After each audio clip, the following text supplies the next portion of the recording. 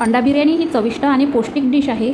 अंड्यात भरपूर प्रथिने, व्हिटॅमिन्स आणि शरीराला आवश्यक मिळणारे पोषक घटक असतात. चिकन आणि मटण बिर्याणीच्या तुलनेत कमी खर्चात आणि कमी वेळात होते. मसाल्याचा सुगंध, बासमती तांदूळाचा स्वाद आणि अंड्याची चव यामुळे ही डिश सगळ्यांना आवडते. या बिर्याणीत तांदूळ एक्स्ट्रा शिजवण्याची काहीच गरज नाही आणि बिर्याणीला दम द्यायची सुद्धा काहीच गरज नाही. तर मग बनवूया अंडा बिर्याणी.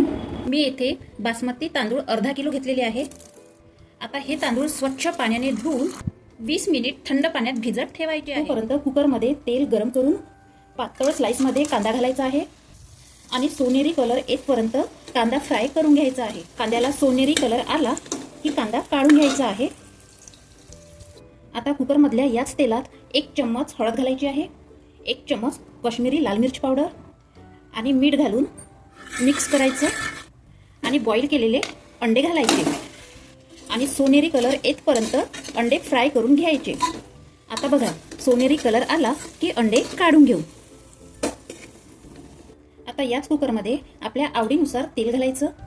तेल गरम झाले की 1 चम्मच जिरा घालायचा, 7 ते 8 काळी मिरी घालायचे, 1 दालचिनी तुकडा, 3 ते 4 लवंग, 2 तेजपत्ता पान आणि 2 चम्मच तूप घालायचे. सोबतच एका कांद्याचे पातळ स्लाइस करून घालायचे. मिक्स करायचं. नंतर अद्रक लसूण पेस्ट घालायची, लगेच टोमॅटो पेस्ट घालायची, मिक्स करायचं आणि 2 मिनिट तेल सुटतपर्यंत शिजू द्यायचं.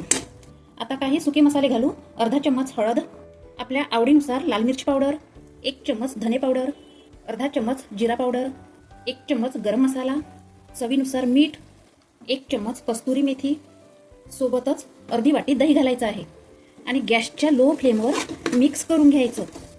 आता घालायचे आहे 20 मिनिट भिजलेले तांदूळ, सोबतच धनिया पत्ता, 4 ते 5 हिरवी मिरची आणि थोडा बिर्याणी मसाला घालून चांगलं मिक्स करायचं. आता या तांदूळावर फ्राय केलेले अंडे घालायचे. आता यावर फ्राय केलेला कांदा घालायचा आहे आणि तांदूळ शिजले पाहिजे या हिशोबाने पाणी घालायचे आहे. वरून धनिया पत्ता घालायचा.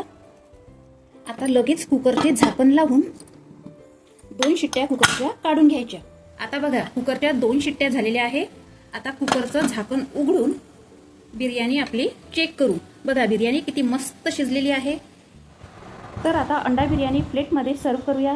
ही बिर्याणी सोप्या पद्धतीने केली आहे. तांदूळ बॉईल करायची काहीच गरज नाही, त्यामुळे ही बिर्याणी मिनिटात होते. म्हणूनच मी तुम्हाला सांगते, एकदा अशी अंडा बिर्याणी करून बघा.